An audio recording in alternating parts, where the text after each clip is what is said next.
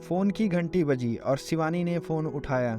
उधर से कोई बोला भाभी और रोने की आवाज़ आने लगी। शिवानी ने प्यार से पूछा क्यों रो रहे हो, छोटे बच्चे की तरह।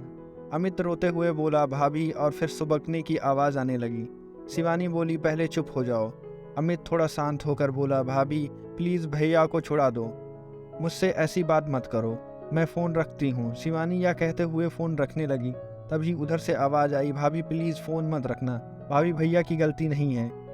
क्या कह रहे हो तुम? तुम्हें पता भी है मुझे तुमसे इस विषय में कोई बात नहीं करनी है। कुछ और बात है तो बताओ। भाभी मैं जानता हूँ, अमित रूंधे हुए स्वर में बोला।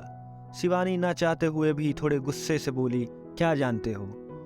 यही कि भैया ने आपको मारा, और क्यों मारा ये भी जानता हूँ। अमित थोड़ा धीरे स्वर से बोला। शिवानी को अब गुस्सा आने लगा और वह थोड़ी तेज आवाज में बोली, ये सब कहने को तुम्हें किसने कहा? भाभी किसी ने नहीं, मम्मी पापा तो किसी वकील से मिलने गए हैं, उन्होंने तो आपसे बात करने को मना किया है, अमित ने जवाब दिया।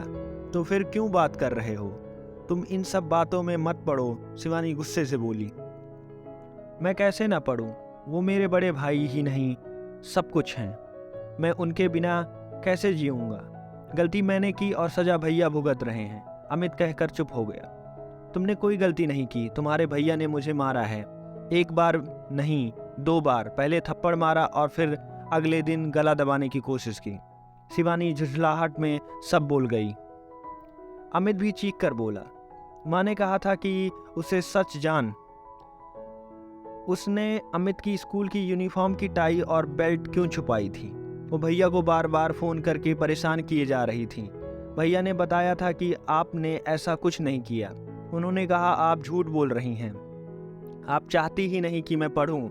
बस भैया को गुस्सा आ गया। मैंने सोचा भैया जब शांत हो जाएंगे तो मैं सच बता दूंगा। तुम क्या कह रहे हो? तुम्हें पता भी है? शिवानी हैरान होकर बोली। जानता हूँ मैं क्या बोल रहा हूँ। 24 जनवरी सुबह 5 बजे आप दोनों बेंगलुरु के लिए निकल गए थे। मुझे लगा था उस दिन मैं स्कूल की छुट्टी कर लूँगा, पर मम्मी पापा बोले नहीं, कोई छुट्टी नहीं, स्कूल जाओ। स्कूल में मेरा टेस्ट था और मैंने याद नहीं किया था। मम्मी पापा को पता था कि बुधवार को स्कूल की यूनिफॉर्म की चेकिंग होती है, इसलिए मैंने टाई बेल्ट जल्दी से बेड के नीचे डाल दी और उनके साथ ढूंढने लगा। बस ढूंढते ढूंढते समय कट गया। मम्मी को लगा आप छुपा कर गई हैं। उन्होंने तभी भैया को फ़ोन लगा कर गुस्से में आपके लिए बहुत कुछ कहा और साथ में ये भी कहा कि आप चाहती ही नहीं मैं पढ़ूं। मुझे यह नहीं पता था यह इतनी बड़ी बात हो जाएगी, सॉरी भाभी। शिवानी ने दर्द भरी आवाज़ में कहा, तुमने यह बात अपने भैया को क्यों नहीं बताई? मैंने भैया को फ़ोन किया था पर भैया ने कहा मैं बाद में बात करूँगा। मैं डर भी गया था। भाभी प्लीज़ मेरे भैया को जेल से निकाल दो, उनकी ज़िंदगी ख़राब हो जाएगी। उन्होंने बहुत मेहनत की है, तब जाकर इतनी अच्छी नौकरी मिली है। भाभी प्लीज़ मेरे खातिर। ये कहकर अमित ज़ोर ज़ोर से रोने लग गया। शिवानी बोली चुप हो जाओ, मैं तुम्हारे भैया को जेल से निकाल दूंगी, पर तुम प्रॉमिस करो तुम हमारी इन बातों को किसी से नहीं बताओगे, अपने भैया तक को नहीं। आज के बाद मुझसे बात भी नहीं करोगे। शिवानी ने फ़ोन रख दिया। फ़ोन रख कर वो फूट फूट कर रोने लगी। थोड़ी देर बाद चुप हो गई और कंप्लेंट वापस कैसे लेनी है सोचने लगी, क्योंकि पापा ने ही वहाँ से थाने फ़ोन किया था और पुलिस रात को आकर पकड़ कर ले गई थी।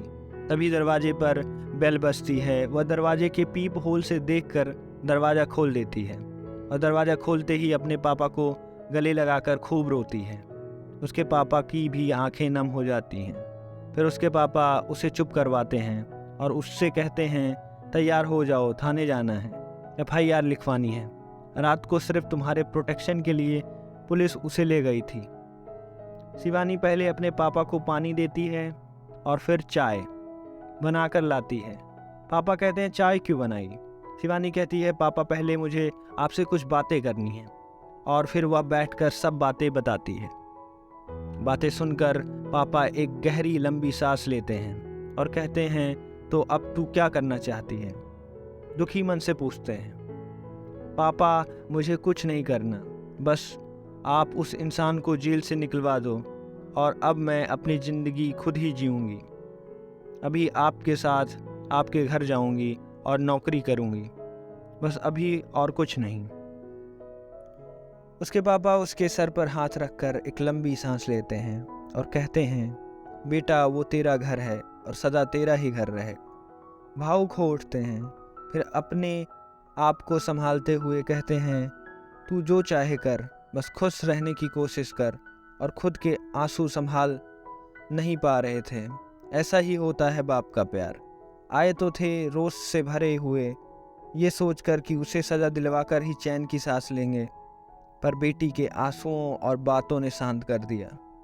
कभी कभी घर की छोटी छोटी बातें घर तबाह कर देती हैं, घर बसने से पहले ही उजाड़ देती हैं, सपनों के ताजमहल मिनट में ढेर कर देती हैं। मेरी बेटी का क्या कसूर था? ये सब सोचते हुए उठते हैं और शिवानी से सामान पैक करने को कहते हैं। फिर पापा बेटी थाने जाने के लिए निकल जाते हैं। अगर आपको ये कहानी पसंद आई है तो ऐसी ही और कहानियाँ सुनने के लिए इस वीडियो को करें लाइक और चैनल को करें सब्सक्राइब। आपका थैंक यू, शुक्रिया, धन्यवाद।